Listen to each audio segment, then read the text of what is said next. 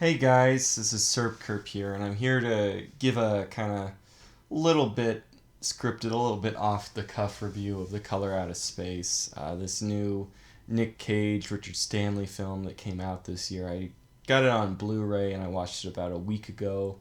I wrote a little review here and I kind of go a little bit off the review, stay a little bit on. But I really dug it. And I just want to say, I wanted to see this movie for a while. I wanted to see it as soon as it was announced. Because I remember before this movie came out, there was this movie called Mandy, and that movie was awesome. And it had Nicolas Cage in it, and it's kind of become his comeback movie after he had all those tax problems at the end of the 2000s, beginning of the 2010s. But it's also what I prefer in films, and I really like horror films and art films, is a very visual, strong visual element in a film. Now, my friend Argent definitely is probably less attracted to that. He's more attracted to characters or acting. This will explain why I'm such a big horror fan or an art film fan. Is that I really like the visual stuff, and I could care less about the drama origins or the stage origins of the film. I care much more about the visual aspect of the medium. And Mandy was an outstanding visual movie. It was spectacular. And it did very good. Also, is this callback to 1970s occult horror, and Nicolas Cage did a fucking tremendous job in that movie. Now, does The Color Out of Space do just as good a job? I say yeah, it does. It is really good, and I think it's the best adaptation I've ever seen of Lovecraft's cosmic horror type of stuff. So why do am I saying cosmic horror, or maybe it'd be better to say late Lovecraft? Um, the 1920s early stuff I think has been adopted really well, but that era is kind of overlooked. So people always say it's really his stuff has never been adopted because they overlooked the early period. Now these earlier stories are really kind of influenced by Poe, but there's a lot of body horror in there. There's a lot of dark humor, and I mean, even in his later work, there is a lot of far right themes, and I plan later to talk about Lovecraft's far right themes. Social justice warriors skip over a lot of the far right themes, stuff like Spenglerian decline, and like the decline of families over time and the collapse of civilizations, decline of culture. They skip over that stuff because they're focused on him and race. Now, he definitely talks a lot about race.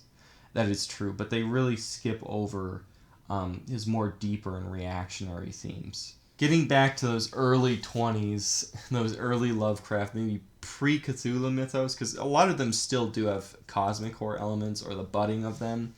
They have a lot of gore in them and a lot of body humor. Because of the Cthulhu mythos, and because cosmic horror isn't basically synonymous with the monkey or Lovecraftian horror, people really overlook his influence on body horror. And to me, especially in a lot of the earlier stories like Reanimator or like what is it, the Cruel Fate of Samuel Johnson, the guy that's part monkey or whatever it's called. Very racial and right wing, that one. He's very focused, lurking horror or cool air, very focused on body horror. He is just, to me, just as seminal in body horror as he is in cosmic horror. So I think that there's really two good adaptations, direct adaptations.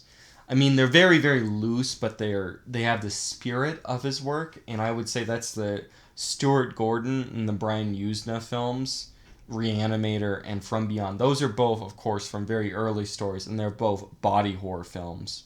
But I would say those are very good adaptations.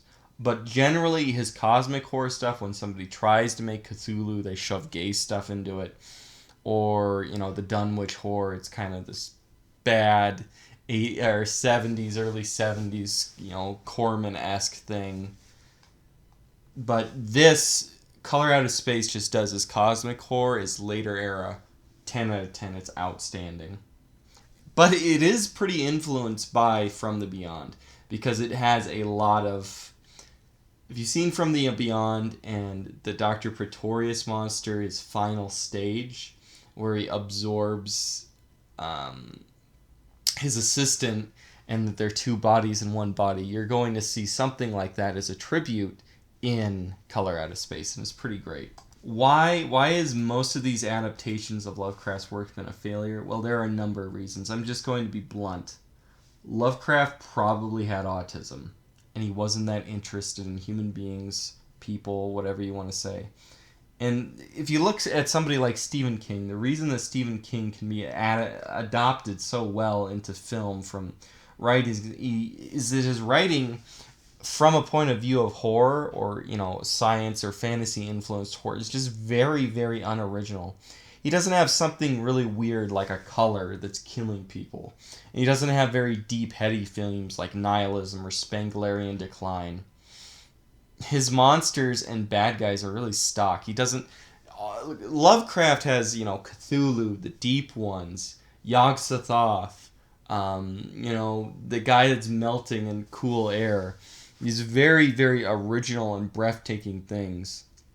Everything that Stephen King does, they're these stock things. Vampires, werewolves, ghosts. And they're done in the same way that they're done in all of, every monster movie. They just fit right into your expectations. And the reason that King is so successful is his characters also aren't disturbed, and they're not like a motley bunch of anti-heroes. And a lot of horror books, like if you get like V.C. Andrews or Clive Barker or something, it's just all these weird like freaks. You get like Richard Lehman, just weird, crazy freaks, right? Stephen King's characters are all normal people, and it makes it much more normie palatable. I love Clive Barker and V.C. Andrews. Clive Barker adapted his own stuff pretty well, but their work isn't very generally well adopted. Now Lovecraft, he barely even has any characters too on top of that. And let's go back to King. King's themes are very, very normie. I'm not saying that these aren't deep themes and they can't be explored very well, but they can connect to, an average guy on the street with a 90 or 100 IQ. A theme like divorce, or a theme like the coming of age story in It, is a lot simpler than, the mountains of madness in seeing the collapse of the civilization as it's been overthrown by the things it created. These slaves that it created overthrew it, but it was also declining from within, and that there's not all this action, and it's just very all in your head. That's not Stephen King. Everything in Stephen King is so palatable, and you can package it and put it in the movie. Lovecraft, you really can't do that, and especially when you got his lack of characterization, which means you see this in Reanimator, and you see this in From Beyond, and you see this in The Color of Outer Space, is that they have to take the idea of what's going on, and the idea is outstanding, but they have to create their own characterization, and that's the key to adapting him very well. And it's partly because he was autistic and he wasn't very interested in people, partly because the way that he wrote is almost always from a first person's perspective, so that you're meant to be the character, and the characterization is you filling yourself into that character. And thirdly, he's just writing a short story. Edgar Allan Poe gives emotions really well, but when Corman adopted Poe stuff, he had to do the exact same thing. Just take the basic idea and expand it into gothic horror. Or take the basic idea of Lovecraft and expand it in the way that Reanimator, From Beyond, and now Color of Outer Space have done. Another problem with adapting him, my tongue's tied a little bit, is his stories are very inert, and they don't have that much action. Lovecraft's works are really reinforced by his atmosphere and his interesting ideas, which work very well in a literary medium, but don't work well in a visual medium. His stories are all told from first person, which, creates his flawed narrator, an unreliable narrator, but that doesn't work in a film. A film is much more third person. You're viewing something vicariously. You're not experiencing it in the way that you're emotionally picturing yourself there when you're reading something, and especially if you're reading something in first person, which overwhelmingly Lovecraft stuff is in. So if you look at the Mountains of Madness, it's two guys reading some hieroglyphs and giving exposition about what the Elder Things were. That's it. There's no action. There is suspense at the end, at the very end when they run from the Sagoth. I can't pronounce his stuff, too. I feel like a bad Lovecraft fan when I'm talking like that. But very little physical action, which doesn't work very well in a film, or at least a mainstream film. And as I said before, because of the lack of characterization, and because of this, when it's adopted, it has to be reworked, like they did in Reanimator and did From Beyond. And those movies were pretty successful, and Color Out of Space followed the output of those movies, added more cosmic horror to a more sense of indifference in the alienness of the universe from human experience. So that's pretty outstanding, I thought. Another thing and why his stories don't get adopted very well is they're very, very niche. Now, I understand because of the role-playing game and because of, video games and because of his influence now on other writers and just because of how good he is, he does have a large cult following. But in the grand scheme of things, that cult following, despite of how intense it is, it's infinitesimal when you compare it to something like Star Wars, Harry Potter, Jurassic Park, Indiana Jones, Star Trek, all these huge series. So it's hard to convince someone to invest in making a movie for something so niche.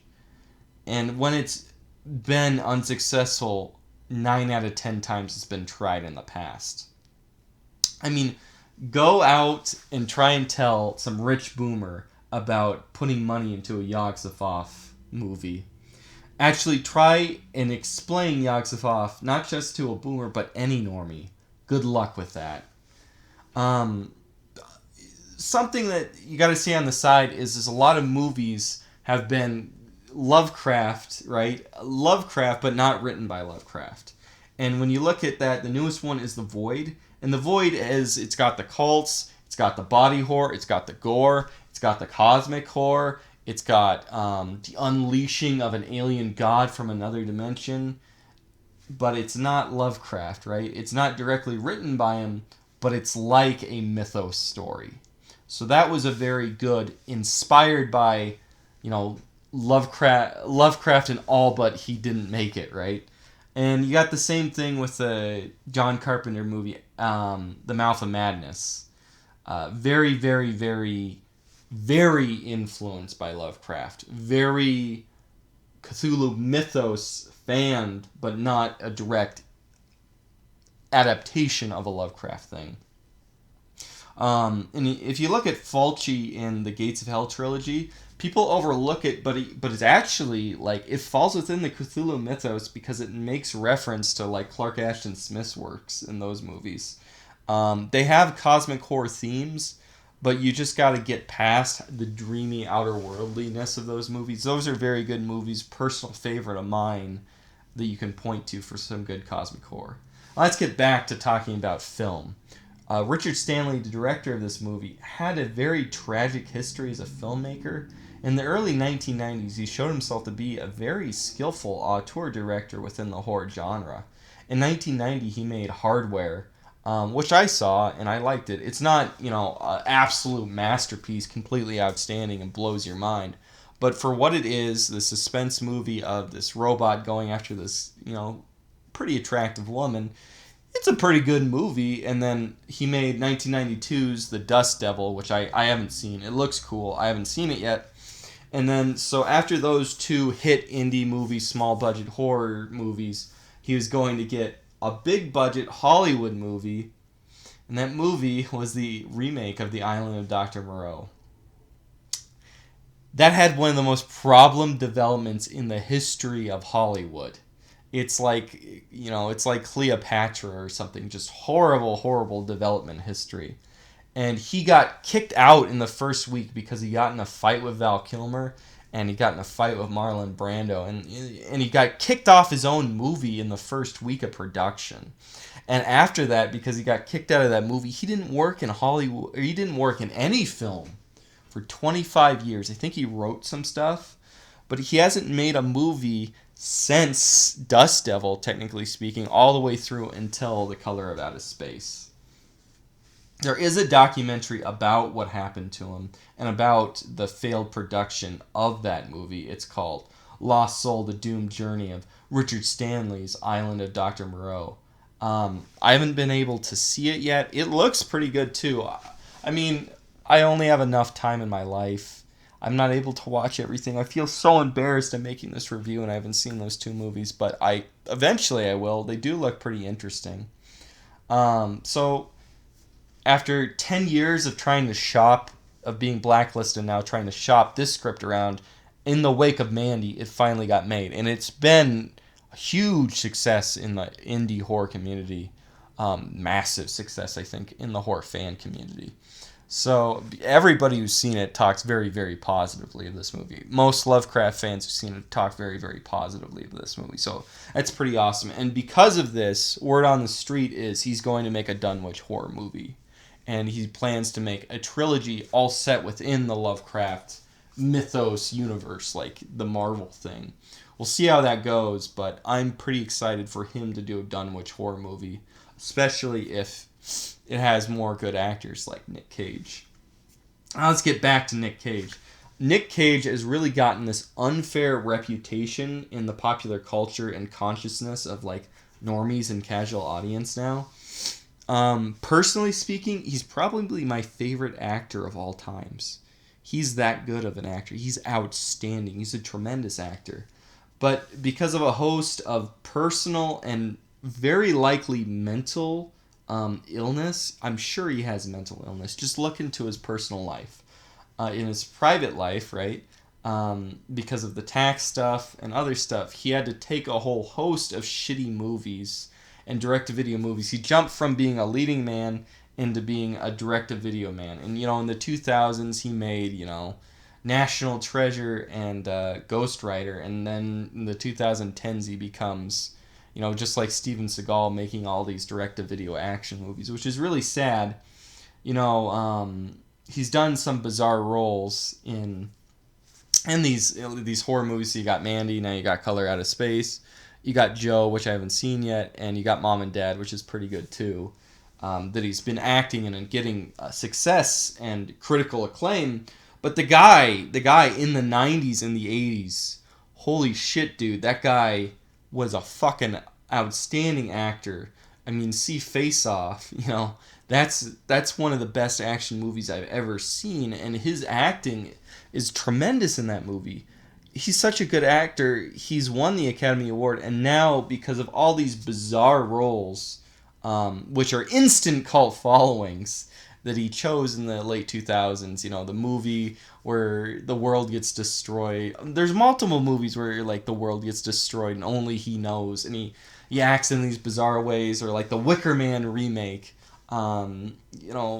These instant cult following movies that are made very entertaining because of his eccentric character, and he ended up becoming typecast and becoming an eccentric character, and he goes very manic in Face Off and Mandy, and that's what his fans really like about him.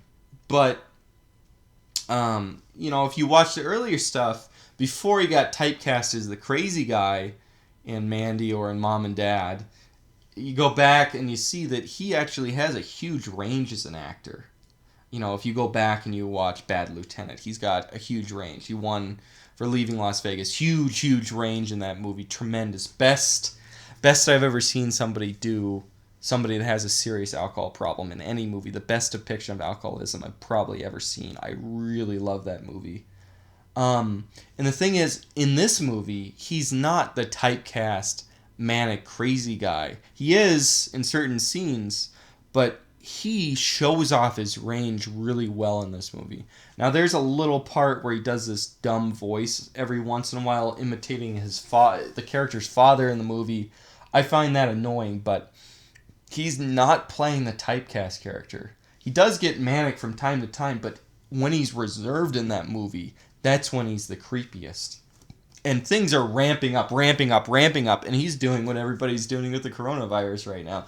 Denying the ramp up, denying how scary everything looks, until he snaps at the end. And that's really good. But when he snaps, he holds back a lot of the time. So it's this very uneasy, natural feeling insanity. It's just really good. Well, let's get back to this. How accurate of an adaptation is... Because it's entitled Lovecraft's Color Out of Space. Is it really accurate?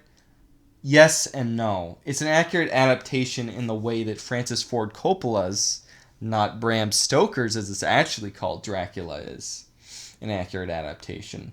What was subtle in The Color Out of Space is no longer subtle. And things are added, like the body horror is very explicit and pays homage, like I said, most apparently to Yuznas and Stewart's From Beyond.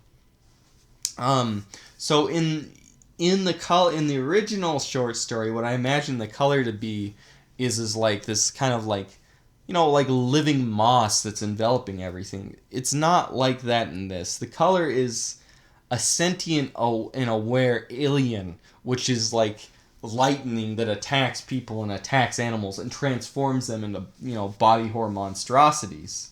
It's this living bolt of consciousness. That's not in the original one. It's very played up in the same way that Francis Ford Coppola's Dracula is very played up. Very, very entertaining for a movie, though. Both versions, Dracula and Francis Ford Coppola Dracula are great. Color Out of Space is great. Richard Stanley's Color Out of Space is great. And that really works very well, and it makes the film a massive success that it makes it more visceral. Because a film, like I said before, can't rely on like first-person narration and unreliable narration, because where the camera is, except if you're like Maniac, the Maniac remake or something, the camera is always third person. So maybe it does have to be more visceral, and it really does work here because the movie is very visually fantastic too. But overall, this is the best I've ever seen Lovecraft's classic cosmic horror stories adapted. And it's great, and I'm really excited to see a Dunwich horror movie. That would be outstanding. Anyway, thanks for sticking around, everybody, to hear me rant about some Lovecraft and Nick Cage.